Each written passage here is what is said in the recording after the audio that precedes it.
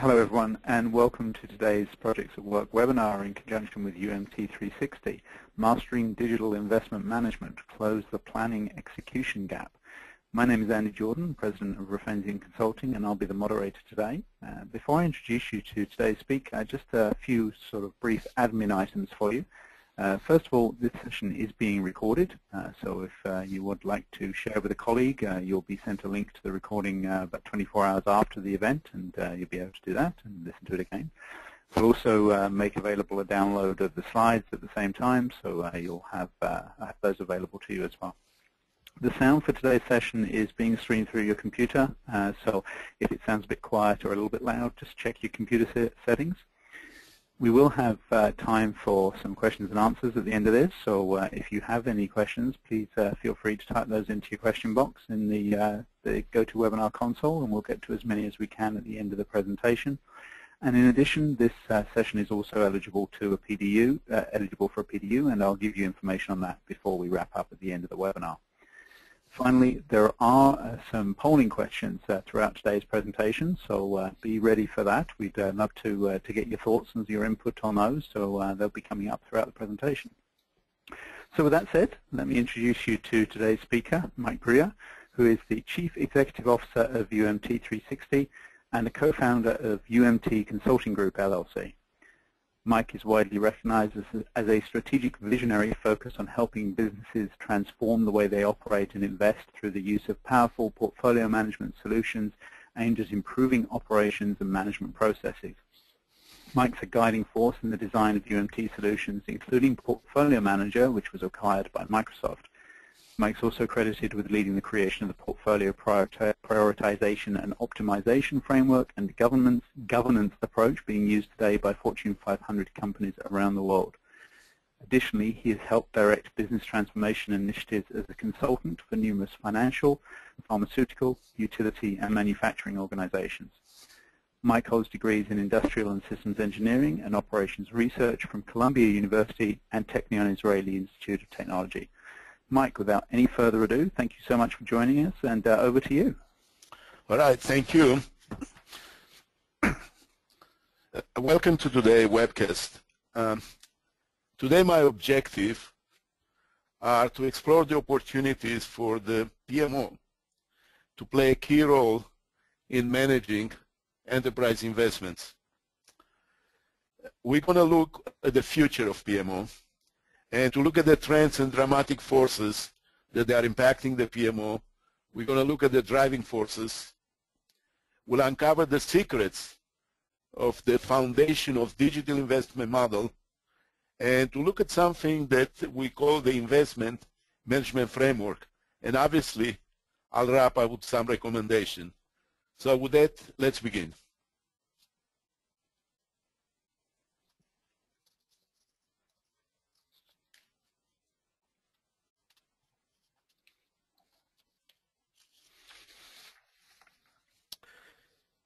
There is no question that the PMO role is poised to see dramatic change. You need to worry about the distinction between strategic and tactical PMO. You need to understand what is the notion of bimodal. You need to worry about shifting the skills from project management to investment manager. You need to deal with the pressure to connect strategy to program execution. And we need to understand what is a product-based operating and delivering model. The only question is, what will you do to adapt to these new forces and this new environment? There are things that you need to be concerned. You need to be concerned about the tools and frameworks that are available to you, and how the PMO will remain relevant if they don't evolve from scheduling and tactical type of thing and to focus on business outcomes.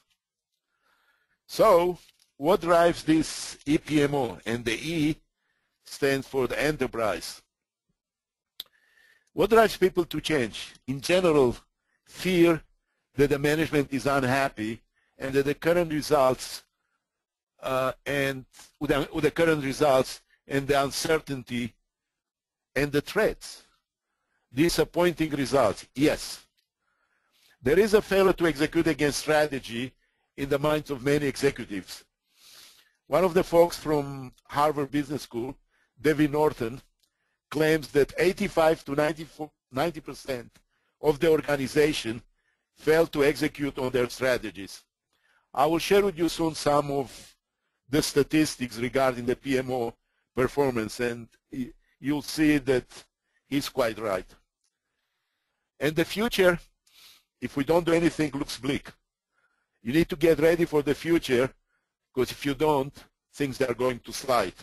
You need to pay attention to the pace of disruption in the business and the innovations, and to the digital transformation and the needs to operate in a bimodal investment management mode. If you attempt to be a strategic PMO and remain relevant today in the marketplace, should you shift from scheduling? Absolutely. But the question is how. So let's review how we're doing today. So in the next 20 minutes, I will answer 3 questions. 1, what's the status of the investment management today? 2nd, how do we build a framework to support sound investment decisions? And finally, what are the principles of investment success? So let's address the first question. What is the status of the investment management today? Here are the facts. Most CIOs and business executives don't have a ballpark understanding regarding the success of their investments. They don't know if it's 90, 70, 40. And if we don't know how effective our investments, how can we improve? Let's examine what's going on. Take a look at these numbers. They are not pleasant. 46% are not realizing their business value. How many projects are delivered late or over budget? 43%. The statistics are depressing. Most organizations, they don't know the level of their investment maturity.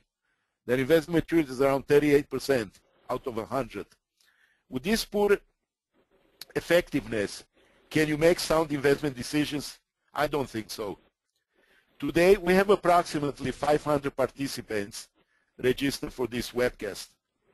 The average IT spend for the organizations today registered is $700 million.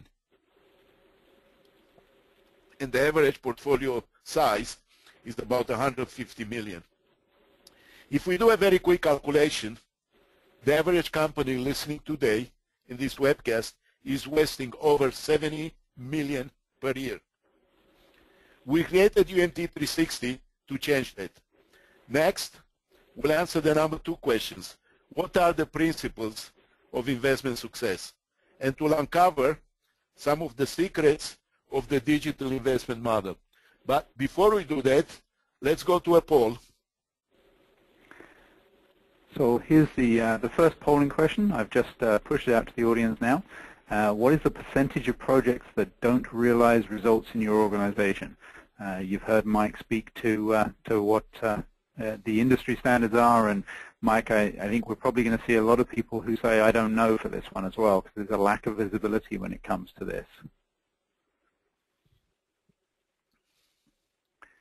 Just give everybody a little bit more time to vote. I see quite a few votes coming in, so just give you a few more seconds and then we'll see whether or not we've got the results. All right, I'm just going to close this now and then I'll share the results with everybody. All right, there you go. So Mike, 43% of people said they don't know.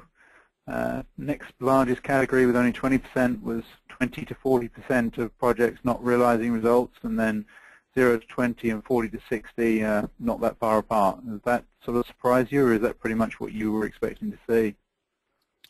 It's not surprising. The only thing that I'll worry about, the quantity of I don't know. I was expecting to be a big number, but close to 50%, they don't know. The rest of the numbers, they have a certain distribution, and they are what they are, and I think they can be improved. but starting with the 43% that I don't know, I'm not surprised because I've seen these type of numbers before, so the only thing I'm worried about. So all right. So let's move. Yep, I'll close that and go back to your slides. There we go. Okay, so the principles of the investment success. I will share you some of the investment performance stats and our thinking and perhaps some conclusions. The first one, which is, I found this interesting. The question was, why companies that underperform? What is the main reason? And some people who have thought that formulating strategy is the reason, or the main reason, but it's not. It's actually executing strategy. So ask yourself a question, why executing strategy is a major challenge? Sounds like something that maybe it's easy to do, but actually it's not. And the second question is, what are the implications? And I think that you'll see throughout my talk that you start to uncover what are the implications. Let's move to the second one. And the second one is something about financials. Take a look at that. 68% they use financial measurements to evaluate, justify, and select investments. That's a Gartner survey. The question that you might want to ask yourself, what aspects of investment management are dependent on good financials? And I'm going to answer this a little bit later. There are quite a few. And perhaps another question, what happens if you don't care? What are the implications of ignoring the financials? Let's take a look to the third one. The third one is more intriguing and a little bit more complicated, I would say. 63% of the business leaders are concerned with lack of agility. I'm not surprised because a lot of things that are being done today, they are being done in the name of the agility, but 63%. So why is that? I don't believe that because the business and IT have become slower. I mean, that's one conclusion. But because the opportunities and the threats that they are emerging, they are much faster. There is a much faster pace. And the enterprise and the IT are more complex. And so what's the impact, if I might say in a very simple words, on the clock speed? First, we need a clock to ascertain the speed. But wait a second. One clock might not do it because there will be, as you see, multiple clocks that they're operating at different pace, and so we might need to synchronize these clocks. So this will take us to the secrets of the digital investment model. I keep wondering, are the current process and methods for managing the enterprise investments obsolete? I don't think that they are obsolete, but I think that they are archaic. They are maybe at least 20 years old or 20 years behind their times. So if my assessment is true, then the question that you should ask yourself, why? Because maybe they are adequate for disconnected organization, for organizations that are not operating at high speed, with low level of complexity, and without threat of disruptions. But the question is that I will ask you, do you know any company like that today?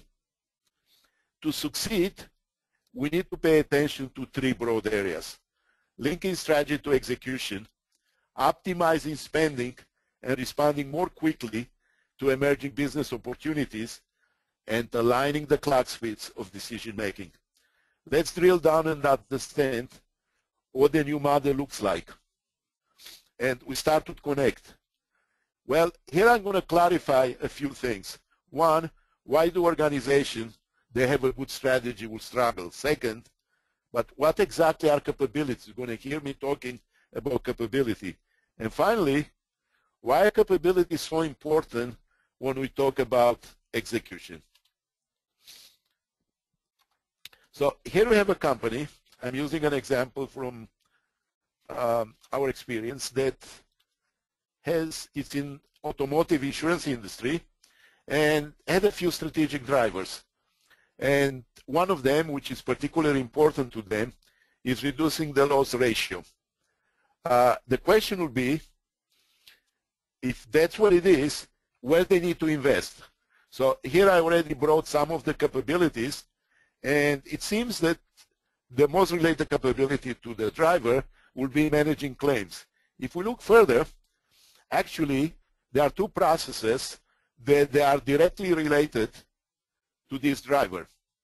And if we ask him which application are related, there are two applications, claim notification and claim processing.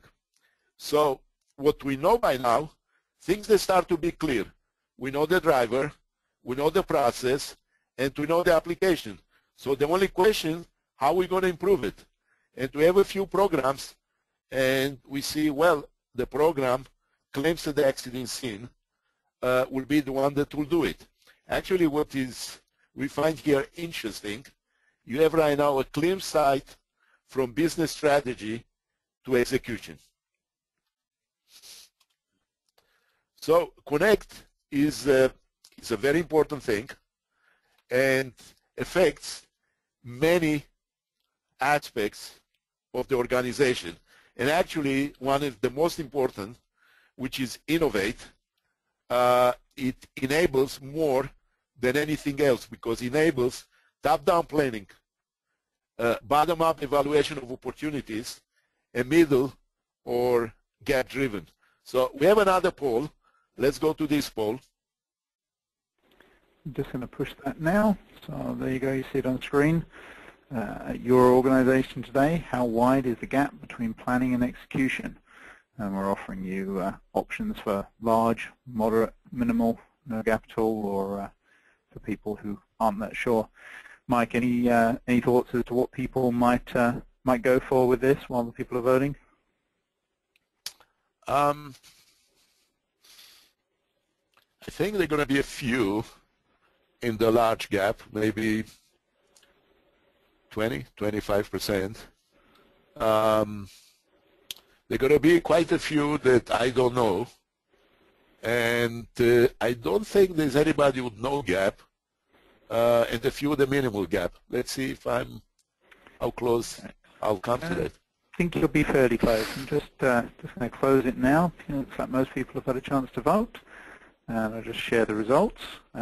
So completely wrong when you said that there wouldn't be anybody in the no gap category, Mike, because 1% of people are there.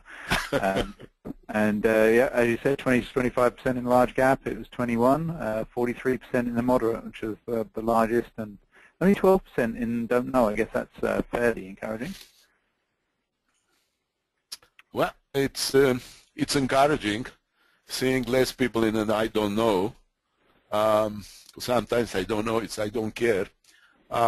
Terrific. Let's move to the next. And right now, we're going to talk about something which always is important. It's about the cost aspects. So why that's so important? Well, I can find a few reasons. Because they enable transparency, control, and optimization. You cannot talk about without cost about that. And greater flexibility in budgeting and tracking. And finally, a greater agility for modeling, for example, the opportunities that they come from perhaps things that they can be disruptors, like today, not anymore, like moving to the cloud or something like social or the big data will do.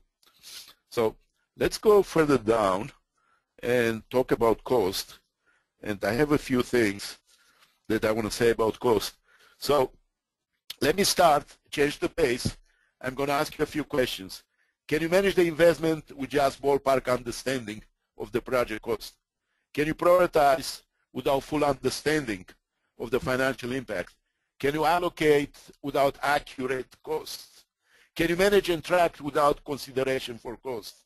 And you can evaluate the benefits realization without financial information. I don't think so. I think that the answer, there are no to all these questions, and some items for further thinking. How enterprise structure drives cost? Here is the thing. The cost is a lagging metric, and is resulting from the way you operate. Well, the second question, just knowing the project cost, do you think is enough? I don't think so, because you need to know and manage the real sources of cost and benefits. In many of our calls and meetings with existing and prospects, we hear a few things. We hear that they are looking for accurate project cost and total cost of ownership, and they want to be able to model financials, and they want to understand the cost drivers, and we know that experienced managers, they want to manage the strategic investment profiles. In other words, how much they have allocated for run, grow, transform, or for systems of record, vis-a-vis system of differentiation. And I've been told the manager is asking them for benefits realization.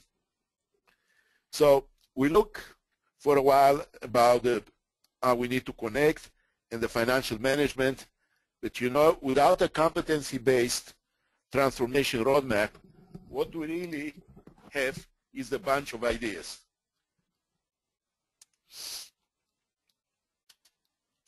So let's look to the roadmaps.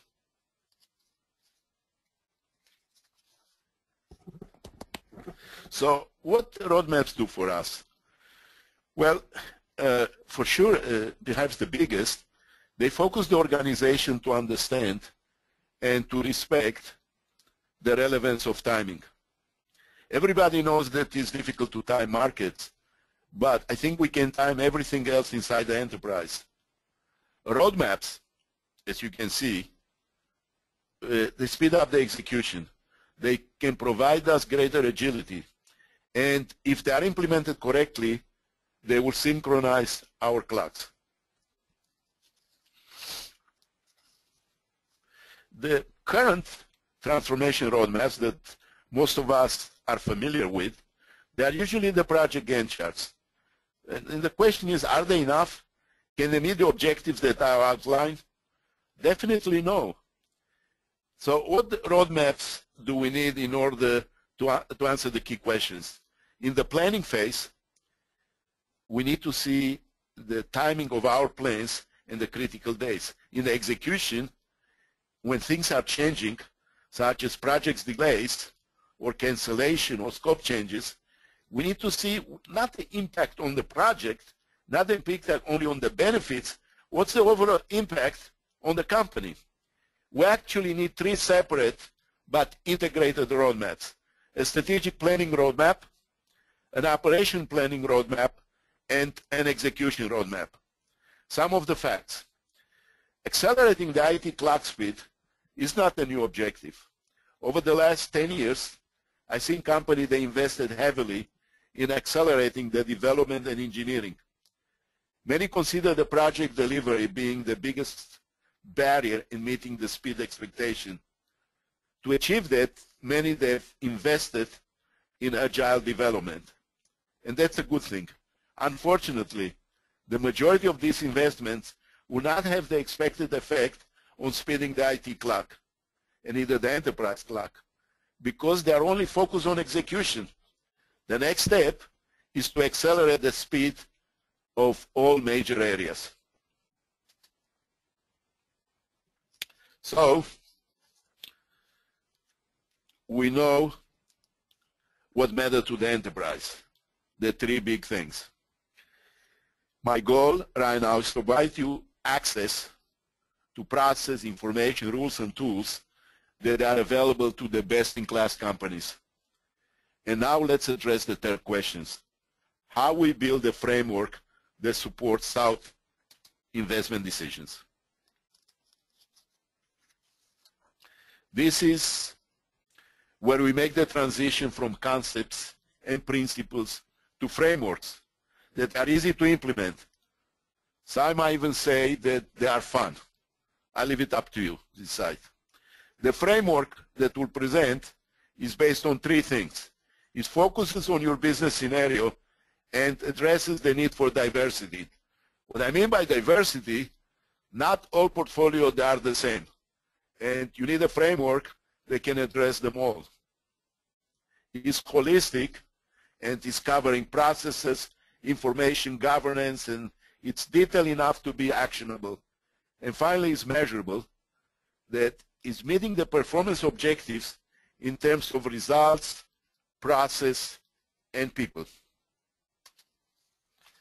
Okay, here is something that I thought that it's important to talk about, and I challenge you to rethink the usual PPM model that is based only on projects.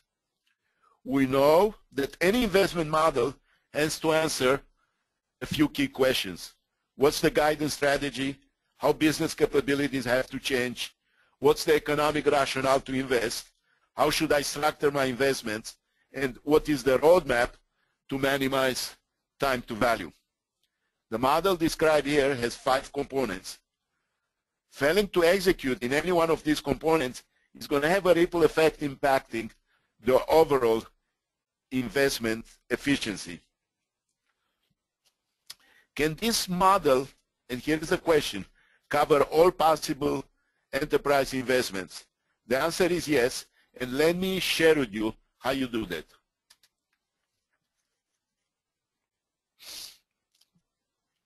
Each portfolio category has different investment principles.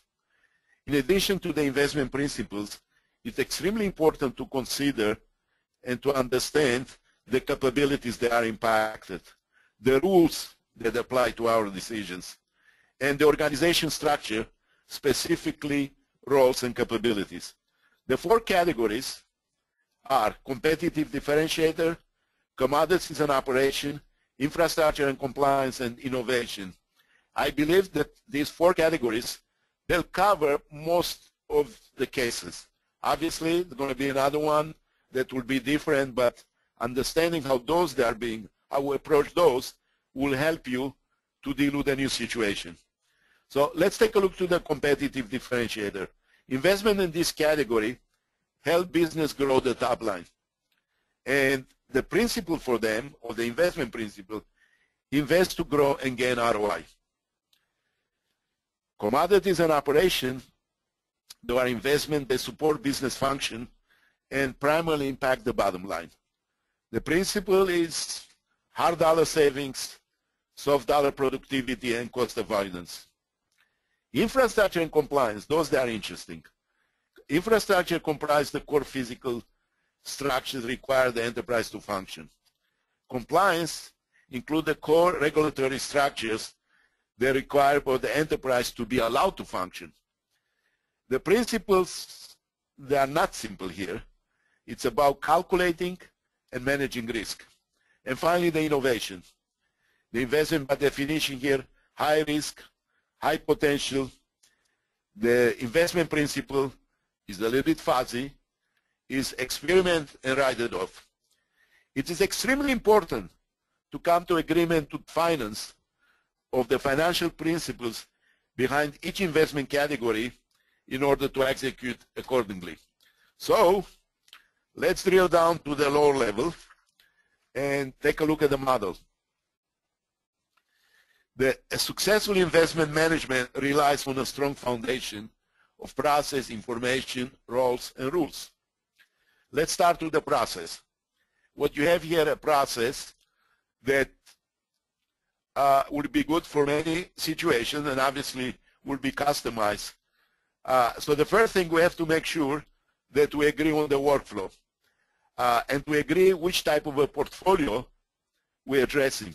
The second thing, we need to define processes, which here they are in green, and the analysis portion and gates that they are here in some type of a brown or red, depending how it shows on your laptop. It's key to observe that the process are, all of them, based on the principle of connecting, being strong financial and roadmaps. Let's take a look. Define business capabilities. This is strongly connected to strategy to execution. The same about map strategy to business capabilities. Let's take a look to allocate funds. it implies that you gotta be very serious about financials. And let's take a look to benefits realization. Again, it's very strong on the financials.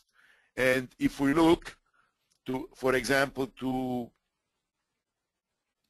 number 10, which is build annual roadmaps and assign resources, those that are very much driven by a strong foundation of using the roadmaps. The principles that we talked for the last 30 minutes, they provide you the thinking foundation and the rationale for going forward. So let's go to information. There is the famous saying in business that you cannot manage what you don't measure. I think that maybe either Deming or Drucker might have said it, but today I would like to modify that by saying slightly something that you can manage without information. But even when you have the information and you're drawn on data and overwhelmed by volume of information, you might not be able to manage. And we believe the managers, yes, they need the information, but it's not enough to provide reports and let people figure out what to do then. That's not enough. There is plenty of evidence that if we don't make more data available in context that is useful to decision makers, then the quality of the decision and the speed is not going to improve. So how we do that? By clustering information around the process model. Let's see how we do that. Let's take a look to allocate funds. The question is, what do you need here? You need a few reports and places that you can use and create information. And here what you're saying, something that usually in a regular project management tool you're not going to see. But here you're concerning about allocating funds. So you can allocate the funds to different classes and asset classes, similar to the one I was talking before. Some of them, they are fast growth. Some of them, they are more operational. And they are not dissimilar to the investment that you might be managing on your own. And the value that you might see for something like that is you ask yourself a question: do I have the right mix for each portfolio? In other words, take a look at claims processing. You have here, this seems to be for this company, an element of differentiation. And yes, they have a good percentage invested in this direction, where, for example, in operation, everything is systems of record. So you need to worry about the mix, because this will affect your growth and will affect the risk that you might want to take or you might not want to take. Let's take a look at another one, and creating a multi-year roadmap. Creating a multi-year roadmap. Well, what you're seeing here, something that I was talking about, here's an organization, and in this case, you need a roadmap on a strategic level. You need a roadmap on the operational level, and you need a roadmap at the execution level. And then tracking project and program performance. Many of you do that today, so there is nothing new here. But the thing that you can see here, take a look for a second, there are a lot of things that are about financials. There are a lot of things that are about financials.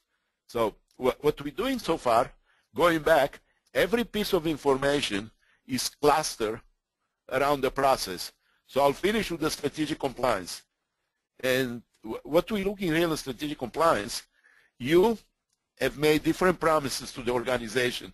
Are you keeping the promises? And for example, people, they made here promises, the green line, that they're going to take down the system of record and they're going to reduce it. They're going to reach by 2014 49%. However, it didn't happen. Actually, they went up and they had 68%. It is important because management can assess the compliance here. Okay. We talk a lot about process. We even talk more about information. But what's the most important driver to managing enterprise investment? It's not technology. It is people. Organization cannot succeed with without the right people assigned to the right jobs. I'll ask a few questions. When you're looking at the people, you should ask these questions. What decision must be made? Who should make this decision? How should it get organized? How we connect people to manage the enterprise investment, and how we create the synergy between different organizations. Looking back at the question, you know that I cannot answer these questions without addressing another key issue. What are the rules that are governing the investment process? Let's talk a little bit about rules, because I think that they are important. What purpose do they serve? Well, they determine the authority of the users. We cannot assign people to roles without clear definition. They set and they enforce, for example, hurdle rates for investments. They give us guidance and governance in terms of risk and compliance. They detect hotspots and they alert people. Let's take a quick look further to understand the rules. Really what they do, the rules, they clarify some of these questions, because that's important to have a clear understanding, and I'll address two of them that are highlighted here. Who will approve funds allocation? Very critical question. It's a very critical question, because knowing that first will increase the speed of doing the work. Second, if we want to have an audit sometime down the road, that's an important question. The second one, which is a little bit more, I would say, standard or basic, what's the tracking tolerance? In other words, in simple words, when you're tracking things, what is considered green, what is considered yellow, and what is considered red?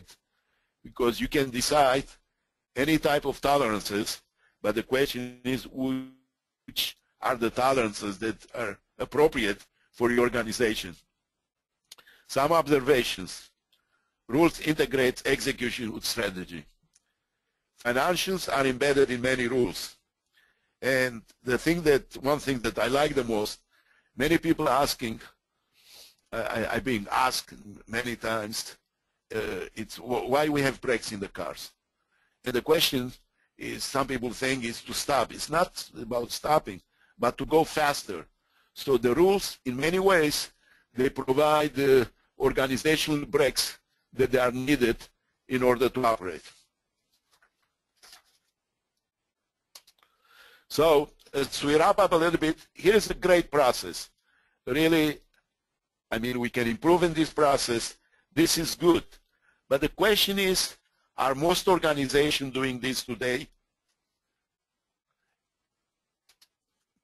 And actually, take a look.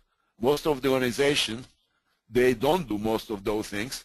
They do some of these things today. And the question is, what's the impact? Well, the impact I talked to you about, it's about 46% that you live on the table. That's a big number.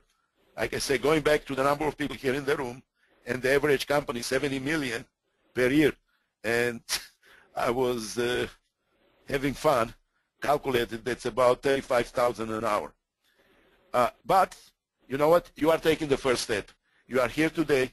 You signed for the webcast. I'm quite sure that you recognize there is a better way. And this is the first step. And there is an indication that you want to change. But before that, let's go to another poll. Just launching the poll now, and I'm sure that everyone realizes they're wasting $35,000 an hour. There's going to be a very quick response rate to this one. We're just asking, overall, how satisfied are you with your software's capability to tie strategy to project execution? There's satisfied and dissatisfied there. There's a middle ground, and then options for not tying execution to strategy or not having software that allows that to occur. So I'll just give everybody a little bit of time to vote. Mike, any thoughts on what we might see here?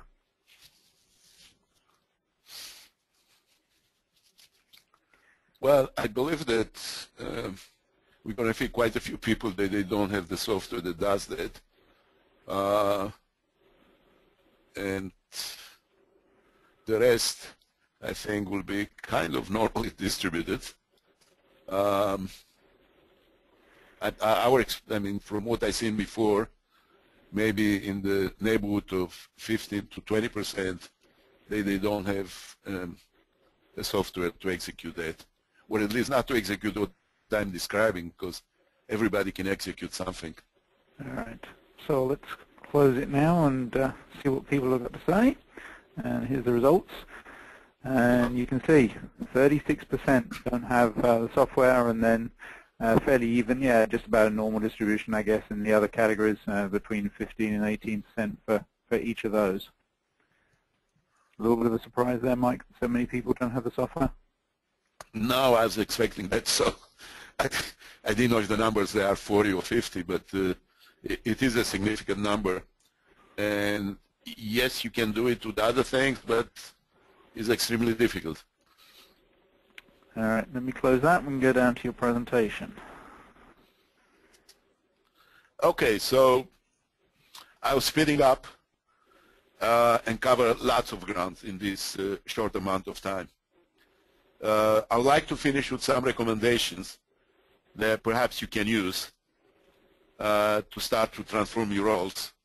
I know that many of you want to become a strategic PMO, and I believe it's doable, but there is an effort. I listed here a few things that I think that they make sense. Obviously, you might want to start in trying to figure out what you got today and document and assess the things. Second, you want to learn more about it. You can learn there are things, Gartner and other industry analysts, they have a lot to say. I believe we do also, so you can learn from all of us.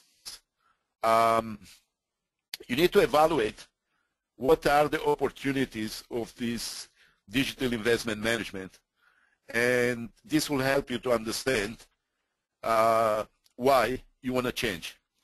You need to define a process, and I would say it's more than a process.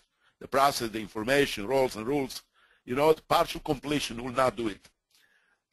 You need to select an enterprise investment management technology.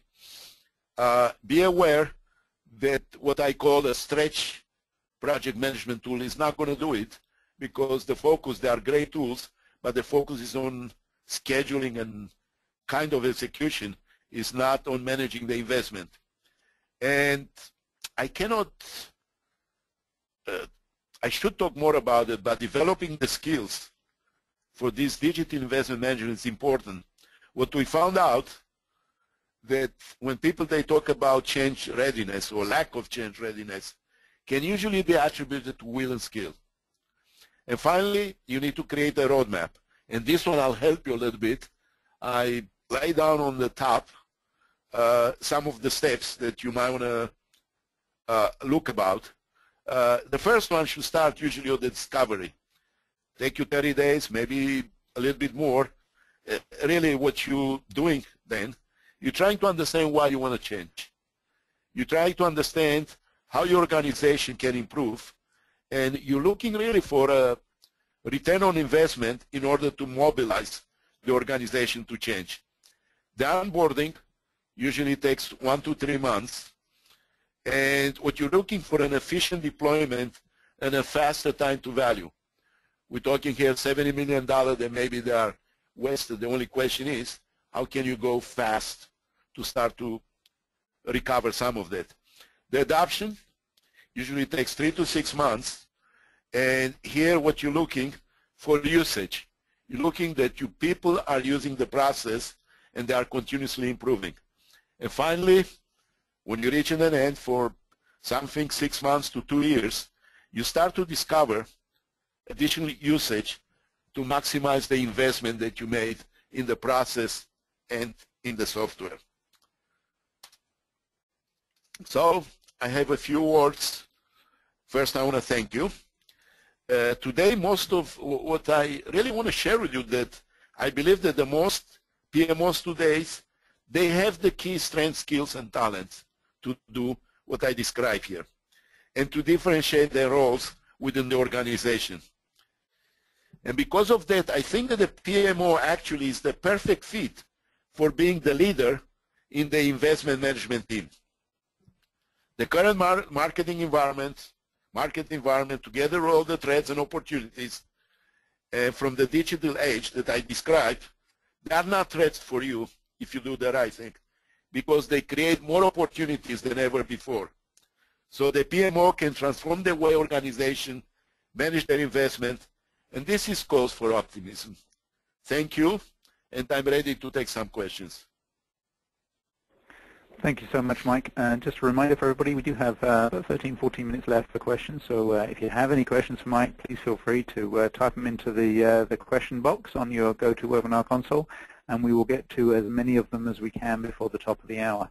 I do have a few questions to start with, Mike, and let's go right back to the beginning of your presentation. You spoke about bimodal, so we have a question asking whether you could explain what you mean by that, what you mean by bimodal. Well,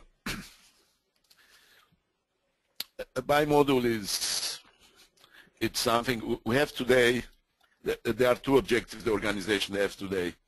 One of them, they need to continuously to invest in modernizing and improving what they got, the infrastructure and process and application and things that they got.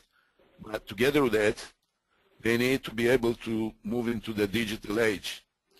And here is a dilemma, because this type of bimodal way of operation, it is difficult.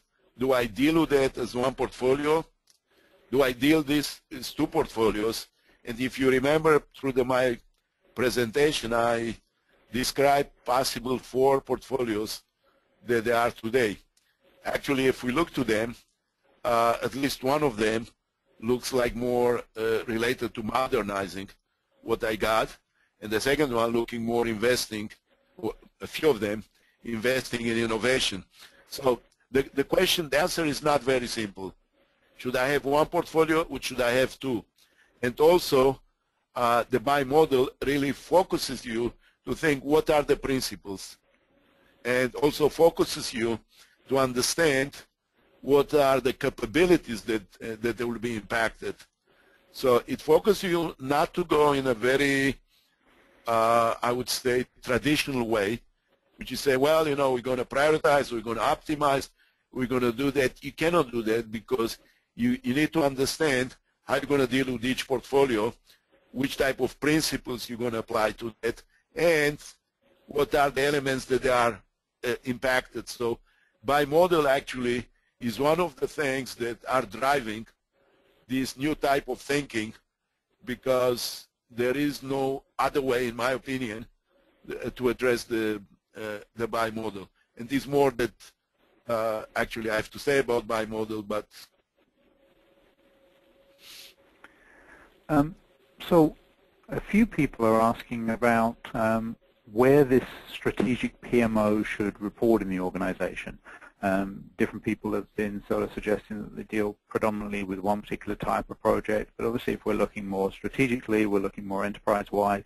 Where do you see a PMO that is looking to manage investments actually residing from an organizational standpoint? That's a very good question, and actually there is not one answer that will satisfy. We've seen this type of split also in the EA today. We have the foundational enterprise architects, and we have what is called the vanguard, which is more like the strategic. And the same question will be where they reside. Well, it depends. It depends. If we're talking about the IT, I believe that the strategic PMO needs to report quite high in the organization. And if some folks, they'll be part of the tactical PMO, which is still very important, I don't think that there is a need to report to the CIO, but perhaps much lower in the organization. But if we shift gears and we not talk about IT and we talk about the business, well, the strategic PMO will have to report quite high in the organization. It might not report to the CEO, but something in the neighborhood of the people that they are responsible for the strategy and the strategy execution, because there is a lot about strategy execution, where the tactical thing, there are things that they are more related to perhaps to the governance. They might report more to the CFO and the, I would say, the financial regions of the organization. Excellent. There's actually a follow-up question that came in while you were answering that as well, around what the job roles might be or what the functions might be within a strategic PMO, whether they would be different from a more traditional PMO. Yeah, I like this question. It's the good news is that the job is still forming, because that's a trend that we see right now happening. The strategic PMO, the job, first let's start to think what's the direction of that. It is business driven. So it is not about scheduling. We're in a tactical PMO, and that's an important thing. I'm not minimizing that. Is the tactical PMO is more concerned with scheduling, is more concerned with executing in terms of time and cost. Where the strategic PMO, it's almost like an architect, because his or her understanding will be to translate the strategy into capabilities and the capabilities into programs. So in one of the slides, I share a little bit some of the things that are involved. So they are involved in strategy, so they need to, not to develop the strategy, obviously, but they should be able to translate strategy into capabilities. They need to understand the capabilities, so they need to have some process management, at least understanding. They need to have some financials, because eventually at the end of the day, many of the investments, we need to look to value and cost, and they need some capability, at least, of developing the roadmaps. So if you're looking right now for the skills, they are way beyond project management. Is more of a modern, I would say, I don't want to say MBA, but it is a business. It's a business person. It's somebody in the organization that has enough, is willing to understand the business, and is able to understand not only the business, is able to understand the processes within the organization, is able to understand the financials, and given that we're dealing a lot with IT, is able to understand the digital transformation. He doesn't need to be able to execute the digital transformation, but understand how the digital transformation relates to the investment proposals. And as we're talking about the investment proposals, it's somebody that can really not deal on a project level only, but being able to find ways to understand and to aggregate projects into programs and into portfolios. Could not agree with you more. I think it's a lot easier to take somebody who is a good, competent business person and teach them the necessary project pieces than it is to take somebody who's just got the project skills and try and have them understand the business skills. I think that's a mistake a lot of organizations make. Let's try and get one or two more questions in. Go back to the mechanics of the presentation here. There's a question that came in that was talking about your first steps. It says you referred to connect as being the first step. What exactly are we connecting, and what's the best way to go about that? Well, what we're really connecting, we're connecting a few things. We're connecting the strategy to capabilities, and capabilities, they are the things that organization is using in order to operate in the marketplace. It might be able also to differentiate themselves in the marketplace, and this includes processes. So an understanding, if I want to improve my underwriting, for example, what are the processes that are related to underwriting? and on the high level, not on a task level. And the second question will be, okay, I understand the process. What will be the application and the infrastructure related to that? So right now, and then eventually, we need to understand which type of programs do we invest that they will implement the strategy. So the whole thinking is there is a clear line of sight from strategy to processes to application to technology and to programs. However, if we don't have a technology situation and to using this for example, for product development, or we have organizations that they work with us that are more heavy in the assets. So the question will be very simple. Actually, it's not so simple, but will be, okay, we have a strategy to operate in these markets. And the question is, which assets do we need to develop? So for example, if we're talking utility, oil and gas, and other organizations that they are heavy in the assets, the question is, which assets we need to improve? Because the question is, if we have a strategy, either we need to create an asset or to improve existing assets.